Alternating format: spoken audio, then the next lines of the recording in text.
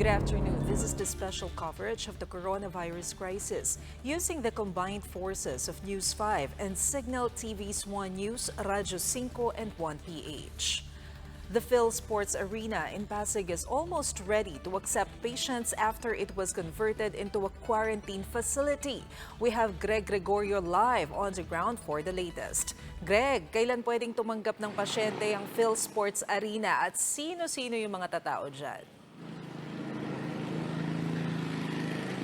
Mase, ang PNP Medical Corps na ang naatasang mga laga sa mga mild at asymptomatic COVID-19 patients na posibleng i-admit dito sa PhilSports Arena sa Pasig na kinonvert ng pamahalaan bilang isang quarantine facility. Meron itong 132-bed capacity. Matatandang hindi pa tukoy noon kung sa lokal na pamahalaan ba o sa pribadong sektor manggagaling yung mga medical personnel na magbabantay dito sa pasilidad. Pero dahil nga PNP Medical Corps na ang naatasang mga laga sa kanila o sa mga pasyente ilalagay dito ay nagsagawa na rin ng inspeksyon kanina ang PNP Medical Services kasama ang DPWH, Office of Civil Defense at ang DOH. Ayon mismo kay PNP Medical Services Director Police Brigadier General Herminio Tadeo Jr., maliliit na bagay na lamang ang kailangang idagdag sa pasilidad bago ito tumanggap ng pasyente, gaya ng mga lamesa para sa mga pasyente at gamit ng mga nurses para sa record keeping. Ayon naman sa Office of Civil Defense, nakatakdang i-deliver ang lahat ng mga ito sa darating na linggo. Paliwanag ni OCD General Services Division Chief Christopher Gakutan, kasama sa deliveries ang 12,000 na mga admission at quarantine kits tulad ng bedsheets, mga unan, sabon at tuwalya. Bukod pa dyan, maglalagay din dito ng mobile X-ray laboratory, defibrillator, pati na rin mga PPEs na gagamitin ng mga PNP medical personnel na maa-assign dito. Posible daw makakompleto ang lahat ng delivery sa darating na Miyerkules. Ayon naman kay Police Brigadier General Tadeo, 2 grupo ng medical personnel mula sa kanilang hanay ang magjo-duty dito. Kada grupo mayroong 9 doctors at 59 nurses na maghahati sa 3 shifts kada araw. Diretso 1 linggo silang magtatrabaho dito. Pagkatapos ng kanilang duty, sasailalim sila sa 14-day quarantine pati na rin sa RT-PCR COVID-19 testing. Nakahanda na rin daw ang 394 PNP Medical Reserves sakaling kulangin ng tao ang pasilidad. Ready na rin ang 2,000 sets of PPEs ng ahensya para sa mga naka-assign dito. Madadagdagan pa raw ito kapag dumating na ang kanilang mga in-order. Narito ang pahayag ni PNP Medical Services Director Police Brigadier General Herminio Tadeo Jr.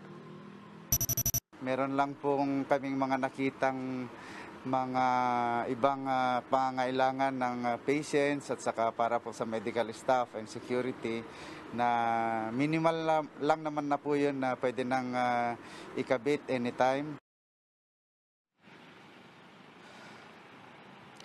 Mase, ngayong darating na linggo ay nakatakda pang magkaroon ng formal turnover sa PNP matapos ngang maiayos lahat ng mga equipment na kailangan dito sa pasilidad na ito.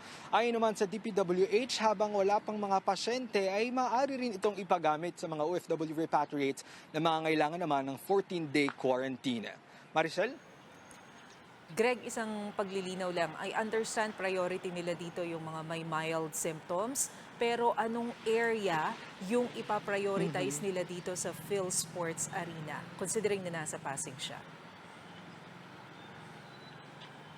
Yes, Maricel, noong Martes sa isinagawang inspeksyon ni na National Task Force COVID-19 Spokesperson Retired General Restituto Padilla at Presidential Advisor on Flagship Programs and Projects Secretary Vince Dizon, nabanggit na itong PhilSports Arena na na-convert bilang quarantine facility ay kauna-unahang mega quarantine facility na binuo ng pamahalaan dito sa eastern side ng Metro Manila. Kaya naman bukod doon sa priority na pagtanggap ng mga referred patients mula sa Pasig, ay tatanggap din daw sila o tatanggap din itong pasilidad na ito ng mga referred patients mula sa iba pang mga lungsod dito sa Eastern Metro Manila gaya ng Marikina, Taguig at Pateros.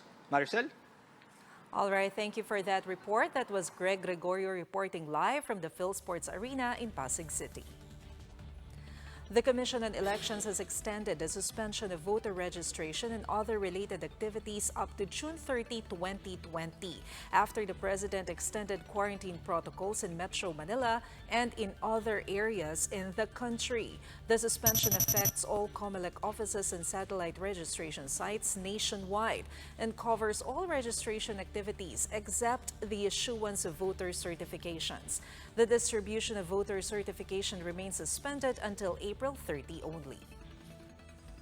Albay 2nd District Representative Joey Salceda says the Philippine economy might contract this year. Citing global recessionary trends, Salceda says full-year GDP might clock in at negative 1.8%, with travel and tourism industries taking major hits. If this pans out, it will be the country's worst performance in decades, and it's bound to affect OFWs too. With respect to the economy, definitely I'm seeing that by the second quarter, this quarter, where we were likely to see a recession of 9.6%, one of the steepest in Marcos since 1983 to 86, so yung 86, the first quarter of 86. And then we might be negative 1.8 for the full year of 2020. We expect 430,000 really OFW returnees this year, not just not just within the ECQ, but especially after the ECQ. Marami po tayo expected. So that's about 25% of our total aggregate, 25% of our OFW remittances. So that's a big chunk of our demand. So our best way to describe what is a negative 1.8, that's about 420,000. That's about 400,000 jobs. Speaking with One News, the Chiefs, Salceda says GDP will likely swing back to positive territory next year. There is a caveat, though. It will only happen if all infrastructure construction works will resume after the ECQ was lifted. So far, Salceda says half a year's worth of infra progress has been wiped out due to COVID-19.